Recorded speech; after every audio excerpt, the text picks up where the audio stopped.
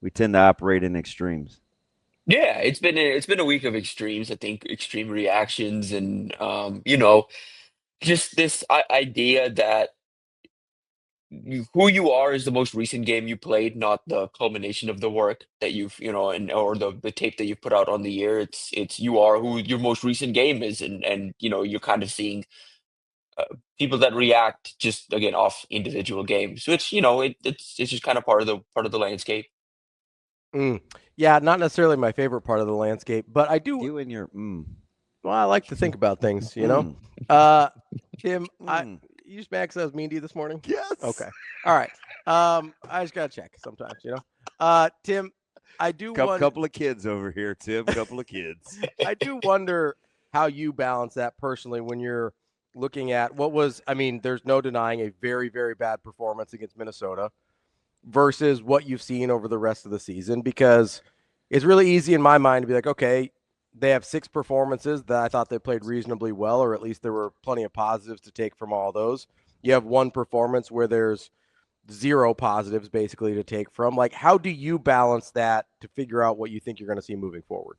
Yeah, I mean, like when there was a game like this last year, the Indiana game last year, where like I essentially just tossed all of that game, where I was like, okay, I mean, Nebraska had a bad game plan, they came out flat, and they just never got up off the mat. This felt similar, and like for me personally, once Elijah Pritchett and Rocco Spindler left the game, you toss everything else out. You already have you already have like a not great game plan going in. You lose two starting offensive linemen. What's going to go well? Like what did you expect was going to happen? But anyone that's analyzing anything post Spindler and Pritchett and seriously looking at that and saying, well, the offense is flawed for this reason. Well, the offensive line is missing two starting tackles. Like you start there and the conversation starts there, and we really don't need to go beyond that. Like specifically, the best offensive lineman in Rocco Spindler is missing. So I kind of just junked most of the game. I think there's obviously areas of concern and like bigger pick like things that popped up again, the run game. And I thought you guys really got into it well yesterday with MRI yesterday on what are the actual issues there and what can be fixed. But I think the defensive run game issues are something. I really thought Nebraska had started to turn a corner offensively in terms of figuring out that balance and how to pair the pass with the run, how to feed everyone equally and make everyone happy and get into a flow of the game. And they just never got into a flow of the game on Friday. And so that's where I kind of think the issues stem. And yeah, I mean, obviously there are issues I think this program is going to have to address in the offseason to again take the next jump forward. But my season prediction had Nebraska going 9-3 and losing to Michigan and losing to Minnesota, and they're 5-2 at this point in the schedule. They're still, as far as I'm concerned, they are still on track to go 9-3. Now, the third loss was Penn State, and I don't think that's how. We'll see how that game goes versus what that third loss ends up being, or potentially fourth losses ends up being. But I just don't believe when you zoom out and look at the course of the season, you see Nebraska go 8-4, 9-3 with this team. I don't think by the end of the year most people will be disappointed. TV, how have you assessed, and is it the same or kind of different than you as an individual? Generally speaking, do you think the media has kind of learned to take in and process the transparency from Coach Rule yet? I get like Butler and Coach Holgerson will be relatively new when they have moments of transparency. But do you think we in the media, and I'll get to the fan base maybe, but do you think we've learned to perceive it? I think it's still evolving. I think something I've noticed is a lot of the very vocal, specifically on social media, the very social media vocal members of the fan base that do pay attention to things are encouraging a lot of other fans to watch the press conferences and not just listen to media. Because I mean, there is some of that in this market, where there is some of like, pick and choosing quotes and trying to frame things a specific way based on what a coach says. Well, no, if you listen to the entire context of the quote, like for example, this week, I think there's been a lot of running away from various people with what Butler said about the flow of the game and him personally, what he did after the 71-yard run. I think we forget that as much as these are developing players too, these are developing coaches as well.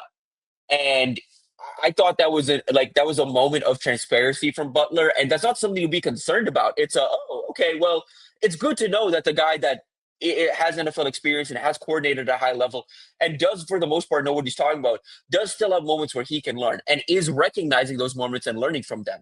A guy with Butler's experience could easily have been like, well, it's on the players to execute. It's on that. No, he owned up in that moment and said, well, I coached the game different. And I think that should be something that generally encourages people more than discourages people. But I've seen people take that and use that as something that, for whatever reason, they are now concerned with this defense moving forward. And again, like, I think there are issues with this defense. I think there are things they need, but they are working within the personnel. And again, like you guys said yesterday, for the most part, they are genuinely scheming things up well. It's guys have to make plays. Like, when you can count on a defense having some younger guys making mistakes. But when the veterans are also making mistakes, there's not one thing you can point to. You can't say, well, this guy's not executing, this guy's executing, we have to get this guy up. Well, if they have veterans and like it just at some point, like you guys talked about yesterday, and why it can be very frustrating for coaches and people trying to explain this to people is at the end of the day, it is just guys have to make plays. Like that's just what it kind of comes down to.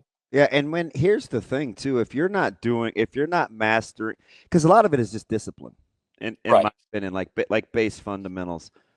And if that gets away from you in the heat of the moment, I just think you're going to naturally be a little gun shy to ask people to try to do more, right? If you can't master again, if you're strong side A gap guy and you try to backdoor that thing, or you can't play a reach block, like, you're going to be a little less hesitant to be eccentric. So and it's happened to me, right? Where it's like, we just last night, like, we're not getting home on some blitzes. So you're less apt to call them if you're not getting home, right? Yeah. If you're not getting the benefit of the call, you don't want to take the risk of it. So I think for these guys, Tim, do you double down on the process and keep tinkering with new guys? Do you tweak the process and stay with the same guys? Is it positional? Like, how do you think they'll look at it to get ready for Northwestern, a team that's pretty adept at running the rock? I mean, I think you just, especially with what you're facing a team that knows who they are offensively, and you know what you're going to get out of them, and you kind of know the matchups.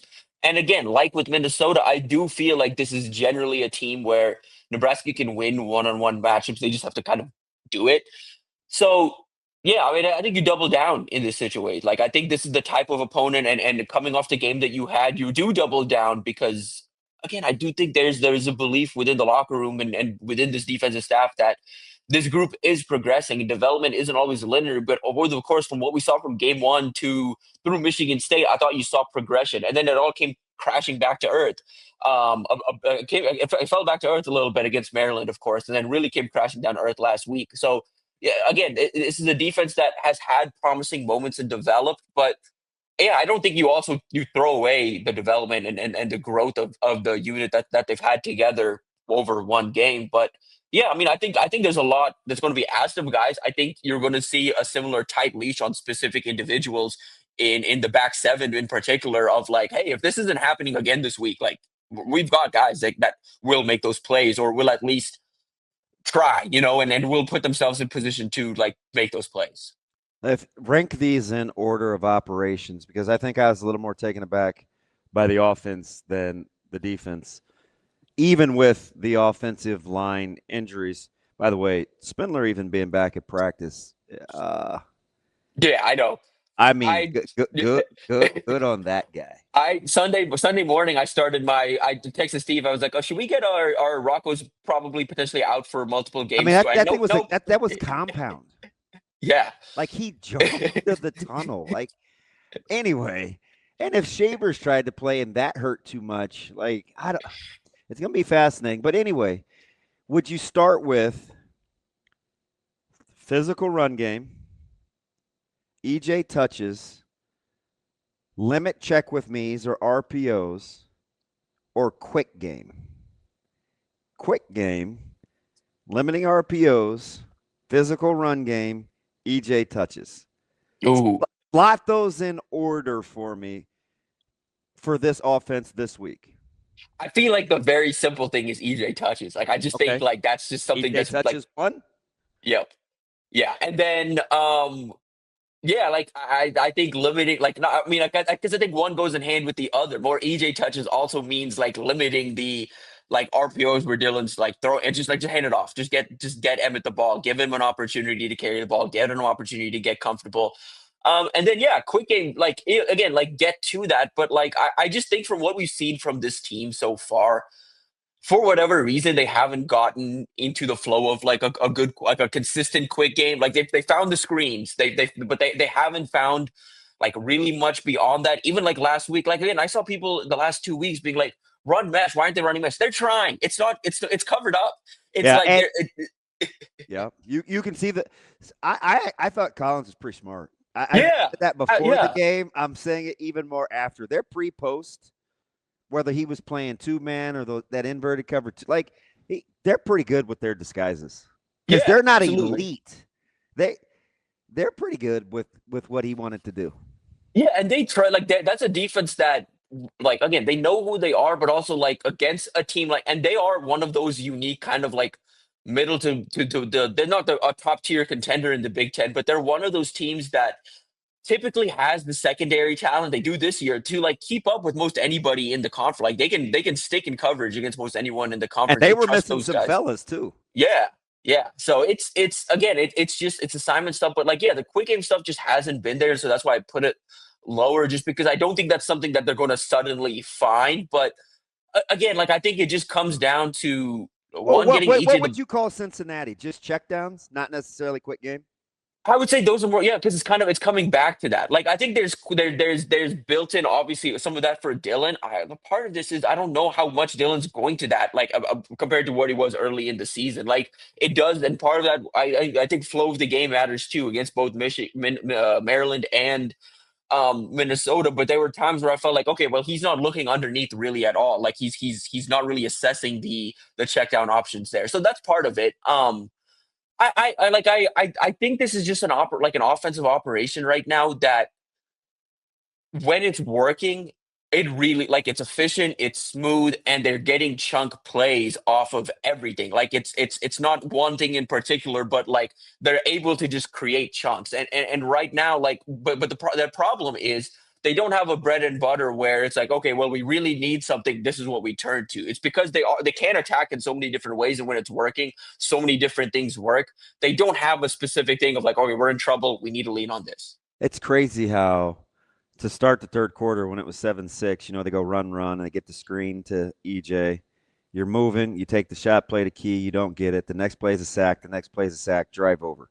You punt Yeah. that thing, it gets down to the 2, they go 17-98 on you, and you're thinking, oh my God, the game's over. Like, it never boils down to just a couple of plays, but that series was a microcosm of what not only they're capable of, but how fine a fine line it is that sometimes these guys need to function. Right? That drive started out really, really well. And Yeah. if maybe you don't take the shot on first the shot to Key, I didn't mind it, even though Emmett was getting his deals. But then you go sack, and it's like you're demoralized as opposed to, man, we could get back to that. But It after feels you like a get turnover. Like it feels like a turnover. kind of, Like well, honestly. they acted like it was. Yeah. So you have options emotionally as a team. I would look at that drive and I would tell our guy, I would be like, hey, look, fellas, like, come on now. We were gashing them. Let hang in there. Yeah. But the 17-98 with the pimp, like, I don't know, man. You need a little more seasoning of Yeah. golf. You just need a little more emotional seasoning for some of these guys. And that's Right. okay. That'll come with experience. Yeah, and part of this too, like you mentioned emotional seasoning, like I'm glad the players mentioned it because it confirmed something for me. Coming out of that game, it felt like Nebraska walked into that game with this game plan of, okay, we are the more talented team. We can throw it on these guys. Like we think we could throw it on these guys. We're going to have chunk plays available for us and we can keep up and we're going to be able to score points. And that sequence right there where you miss the deep shot, you get sacked twice, and then they run it down your throat 98, for 98 yards, all of a sudden you're looking around and you're saying, oh, well, we didn't sign up for this. We thought we were going to be able to, we thought we were going to do that. We thought we were going to move the ball all over them. And I just think from an emotional standpoint, that's where the game was someone lost, because it was like, okay, well, they didn't in that moment have the resolve to kind of bounce back, rally back, and get themselves up to, because you enter games with the mentality. They entered the game with a mentality of, this isn't going to be a dogfight. This is going to be us, kind of making a statement. It felt like that's what they wanted to do. When that didn't happen, it's really tough with nothing. And again, that part of it too is when you don't have anything going for you offensively, defensively, no bread and butter, no real and there just wasn't that momentum to be had. It just got away from them emotionally, and that's why, again. And then when Elijah goes out, you just toss everything from that, because after that, it just there wasn't the momentum in that for them to come back. Is the best way to put that. I didn't think there was. Tim, if you were putting together this offense and you've seen what you've seen from them so far this year, you've mentioned this term a couple times, and I've heard it a lot throughout the week. What would your bread and butter be? What would be your go-to to say, hey, this is what I think we can do when nothing else is going right? I mean, see, like at this point, it's Emmett like touches, like just like he can move the ball. It's like he just needs to get into a flow of the game. But he's shown, I think, regardless of opponent at this point, that there are opportunities for him in the run game, and like whatever that looks like, however you need to manufacture touches for him to get him to move the chain, like, but he is the guy that is the consistent chain mover. And I also think it comes down to like getting back to feeding the playmakers. Like, I think there's part of this where I like, and I appreciate it that Dylan spreads the ball out as much as he does, but the combined touches for Ja'Cory Barney of the last 2 weeks are not acceptable. Like I think Dane Key still is they're working on it, but he's not getting the ball. Like, I think it's just trust your guys that are matchup nightmares and one-on-one matchup winners to win those one-on-one matchups. Like, I think it comes down to that. But at the end of the day, like, if you're looking for a bread and butter, it has to be eminent. If it's not that, like, I'd call it buddy ball, but it's buddy ball. Like, get Dylan to get Dylan easy touches and easy outlets to the guys that he trusts in space. Do you think how interesting do you find it, kind of the back and forth where we're really, really quick to say, and maybe it just depends on the narrative we want to, but like, let's just say we zoom out, and we don't really care who starts at quarterback. If you're going to make this a discussion, why do we take Akron and Houston Christian out of Dylan's statistics, but we use that to justify or talk about what we think the second quarterback is capable of when it was in those same two games? You know what I mean? It really is just like, it's the backup quarterback's most popular guy. Like, when you think you can do something, like okay, well, like, again, hypothetically, it's like, okay, well, the O-line protection isn't there. We need to do this. Maybe do it through quarterbacks. But like, again, on paper, I can understand why people think like, but you're not in the lock. You don't know the conversations that are happening. Like, you don't know how mentally in control of the offense Dylan Raiola. You don't know, like, again, like the dynamics of the locker room, all of that. Like, there are all these different things that go into it. And on top of that, Dylan is the most capable and talented guy in the locker room of leading this team right now. Like, he is the most capable quarterback in that locker room. And it comes down to everyone except, I think TJ accepts his role. I think Trey Taylor knows his role coming in. I think everyone in that room knows and understands his role. I shared this story like last week, but I don't know if y'all saw what Keelan Russell said after Ty Simpson won the job. Like, he went back home to his mom and was like, yeah, he won the job. He should have. Like, if he didn't, I would have had questions about the coaching staff. That's how it should be. And that's how I think TJ Lateef thinks as well. Like, they know who the guy is. And like, any of this noise on the outside isn't getting to them because they know what it is on the inside. Tim, as you look at Northwestern and see some of the same qualities of that Northwestern team that we maybe saw against Minnesota, desire to run the football at a heavy pace, ability to kind of control clock and limit possessions and things like that. And then probably a better defense than what Minnesota has. How much of what you think is happening in this game is, well, Pritchett will be back, maybe we get Spindler, maybe we get Shavers back, and how much of it is, I think Nebraska is just going to be in a different headspace, or do you think it's going to be different than Minnesota? I mean, I think they're going to be in a different headspace for one, and two, I do think again, like with the Indiana, like I tossed that Indiana game out just because I felt like it was a bit of an aberration game. Like I think this team is going to get back to offensively specifically. I think they are going to get back to some of the stuff that worked. I think there is going to be a more. I think that the game plan is going to be a little more dialed in offensively, and I think defensively, like yeah, like the assumption is Shavers is back, but I think these guys in general recognize the sense of urgency, and I kind of trust the bond that Butler has with his guys and the relationship he has. And the fact, like, I think, like, again, this is personal, and we'll see how it looks on Saturday. I think Butler is capable of challenging his guys and holding those guys to a very high standard, and those guys responding. Like, I think there's that trust there. I think that's established, and I think those guys will fall in line and will do what they can to perform to Butler's expectations. And I think there's going, like I said, going to be a tighter leash as well. And again, on paper, if Nebraska plays the offense the way they have the majority of the time they have this year, they should still have the ability to create some separation in this game and play a little comfortably maybe in the second half. They've not played that way recently. They've not made it comfortable for themselves. They've not allowed themselves to kind of create that separation and build on that separation. But that's what I'm looking for on Saturday is play like the offense you've shown you can be, and then defensively, like again, like you have the better Jimmys and the Joes, like prove it again. Like they have a run game. You know what they're going to do with you. You know exactly who they're going to in the pass game. You know how they're going to attack you. This isn't an offense that like Cincinnati where you don't really know what to expect based on offseason additions or like there are the excuses here are you still haven't figured out how to defend the run and you still haven't figured out certain things. That's the excuse going into it. So if you take that out of it, who are you? Like who are you? Like I think this is a good test to just figure out who this team is. Yeah, this is weird because I'm kind of warped and a little demented. But I actually like the early start time. I like the narrative that we've kind of made. We're certain, at least in the media and the fan base, we're certainly not sleeping on Northwestern. We've created this thing with Northwestern, whether it's because they always play in it, whatever it is, like we think this team's pretty good for whatever the reason. Mm-hmm. Right. I think there's some people that look at the record and they're like, oh, I didn't expect that. Like I didn't expect I didn't expect to see 5-2 walking in. So let's operate under that assumption. So I think they get Nebraska's attention. Nebraska's coming off the way that they played a week ago.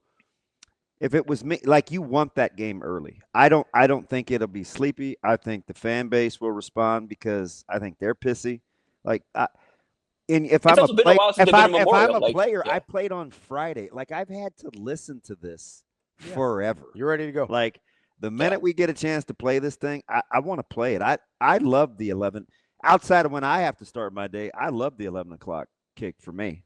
Yeah, absolutely. Like again, I don't really have a whole lot of concerns about this team's ability to respond, just because I like Saturday or Friday was like a little stunning for me, just because I didn't think this team was still capable of that. Like I didn't think this team was capable of a falling out type of performance anymore.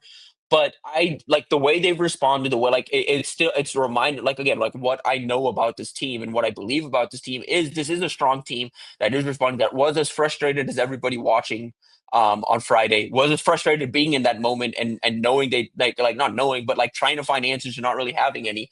And the response after has been exactly what I expected. Like this is a team that I think is going to rally, that's going to bounce back. They know Friday's not acceptable. In years past, it may have just been a thing where it's like, okay, that this there's excuses for this, there's that. There was no excuses. No one. Like I'm the one that's bringing up that Pritchett and Spindler were out.